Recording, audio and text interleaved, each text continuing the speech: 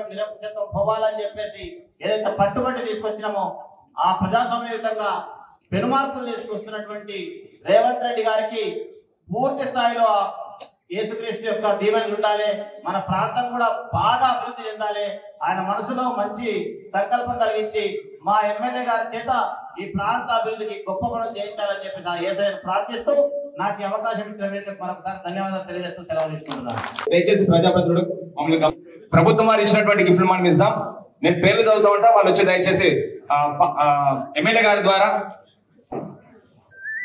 కలమ్మ, సంతోషమ్మ, యాదమ్మ, తబితమ్మ నాకున్న బిజినెస్ వదిలేసి ఆ 16 గ్రామాలకు నీళ్లు తీసుకొచ్చినాను.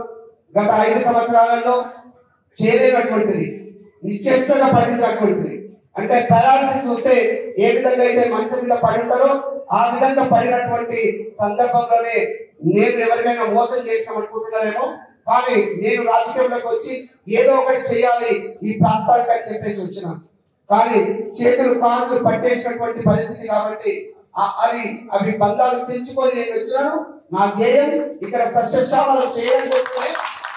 ఆ కాలం ఏదైతే ఉందో అసంపూర్తిగా చేయలేక నేను ఏదైతే వదిలిపెట్టేస్తే అదే గతిలో అక్కడనే ఉన్నదో ఇక్కడ ప్రజాప్రతినిధులు మరి శాంతియుతంగా చేయాల్సిన దాన్ని అశాంతిగా ఉంచి ఇక్కడ అశాంతి ఎవరికి ఉందంటే రైతులకు ఉంది. వాళ్ళ బాధలు గౌరవ పెద్దలు కేసీఆర్ గారు ఏం చెప్పినారంటే ఆ రోజు 100 కోట్ల పంటలు పడుతుంది అని చెప్పేసి వాస్తవ 16 గ్రామాలలో పడినాయి.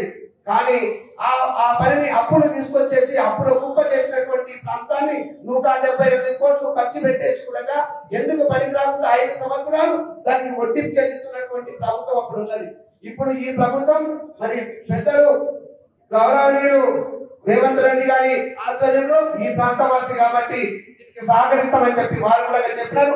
కాలువను కంప్లీట్ చేసి ఏదైతే కోరుకున్నారో ఈ ప్రాంత రైతులు కోరుకున్నారో దాన్ని కంప్లీట్ చేసి నిజంగానే సస్యశ్యామలంగా చేస్తామని చెప్పేసి మరి దేవుడు కరుణించాలి, మరి యేసు కూడా కరుణిస్తారని చెప్పేసి నేను భావిస్తున్న అందరి దీవెనలతోటి మరి నాకు కూడా ఒక అవకాశం ఇచ్చారు మంచి మనసుతోటి. నేను చాలా ఇక్కడ ఉన్నటువంటి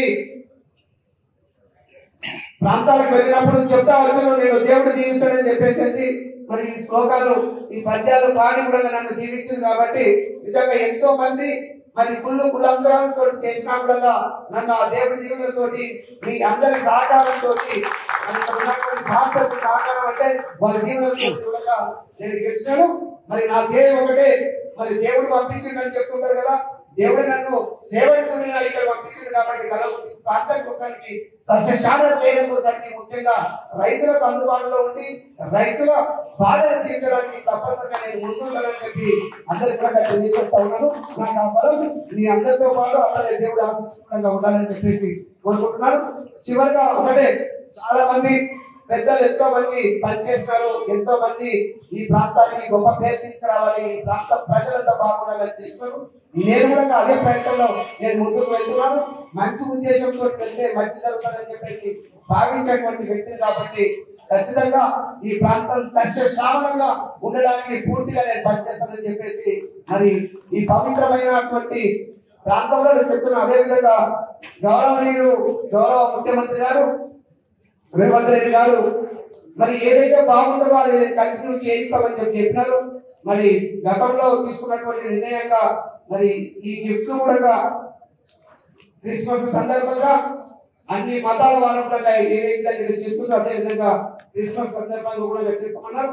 గవర్నమెంట్ ఏర్పడిన తర్వాత మొట్టమొదటిసారిగా వచ్చినటువంటి మంచి పండుగ అందరూ కోరుకున్నట్టుగానే మరి రేవంత్ రెడ్డి గారు కూడా ఇది కంటిన్యూ చేస్తామని చెప్పేసి ఈ రోజు కాంగ్రెస్ పంపించినారు. అన్ని మండలాలకు కూడా ప్రతి మండలానికి ఎంత అంటే 150 కదా, 150 గిఫ్ట్లు ఒక్కొక్క మండలానికి ఇస్తున్నారు. అదేవిధంగా కట్టాల మండలానికి మాత్రం ఒక 100 మాత్రమే ఇస్తున్నారు. చిన్న మండలం ఏం కాదు, అది కూడా పెద్దగానే ఉంది.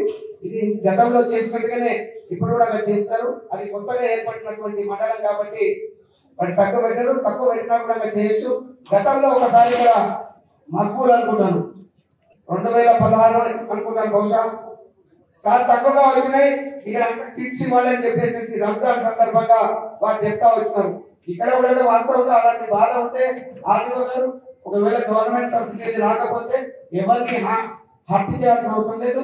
ఆ 50 కూడా ఇవ్వడానికి నా సొంతంగా అయినా కూడా నేను ఇస్తానని చెప్పేసి ఎందుకంటే మా మండలి తక్కువ వివిధ ప్రెషర్ ఉంటుంటుంది.